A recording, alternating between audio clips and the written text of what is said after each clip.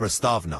भारत की पावन भूमि पर स्थित शक्तिपीठ न केवल धार्मिक आस्था के केंद्र है, बल्कि वे भारतीय संस्कृति, तंत्र साधना और आध्यात्मिक चेतना के जीवंत प्रतीक भी है।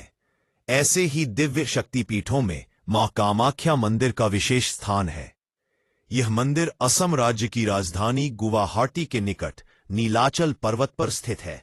मां कामाख्या को तंत्र साधना की अधिष्ठात्री देवी माना जाता है और यह मंदिर 51 शक्तिपीठों में से एक प्रमुख शक्तिपीठ है। और शक्तिपीठ की पौराणिक कथा। कामाख्या मंदिर का संबंध सती माता की कथा से जुड़ा है। पुराणों के अनुसार राजा दक्ष ने एक विशाल यज्ञ का आयोजन किया, जिसमें उन्होंने अपने दामाद भगवान शिव को आमंत्रित नहीं किया। अपने पिता के इस अपमान से आहत होकर माता सती यज्ञ में पहुंची और वहां स्वयं को अग्नि में समर्पित कर दिया। जब भगवान शिव को इस घटना का ज्ञान हुआ तो वे अत्यंत क्रोधित हो गए और माता सती के शव को कंधे पर रखकर तांडव करने लगे। इससे सृष्टि का संतुलन बिगड़ने लगा। तब भगवान विष्णु ने अपने सुदर्शन चक्र से माता सती के शरीर के टुकड़े कर दिए।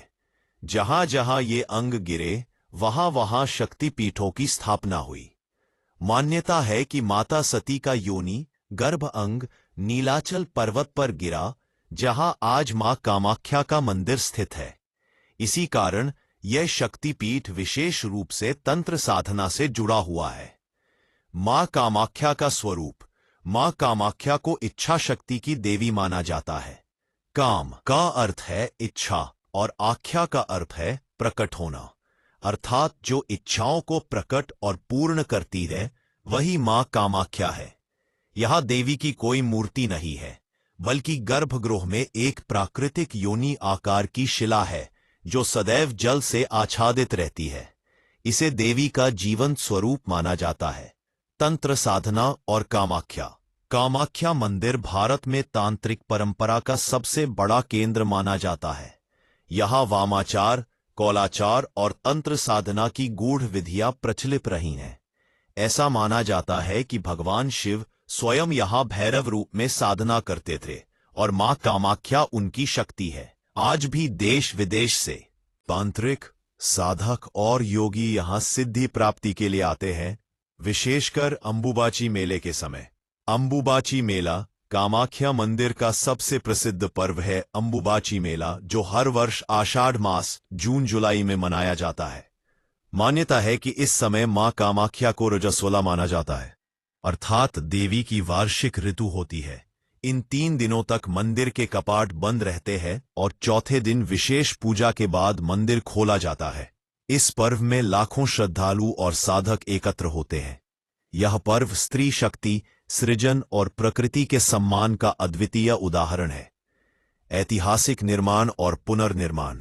ऐतिहासिक दृष्टि से माना जाता है कि कामाख्या मंदिर का प्राचीन स्वरूप कामरूप राज्य के राजाओं द्वारा निर्मित किया गया था।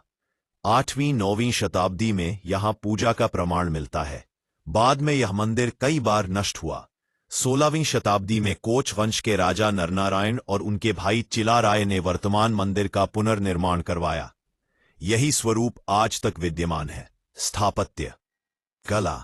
कामाख्या मंदिर की वास्तुकला नीलाचल शैली की उत्कृष्ट मिसाल है। मंदिर का शिखर मधुमक्खी के छत्ते के आकार का है।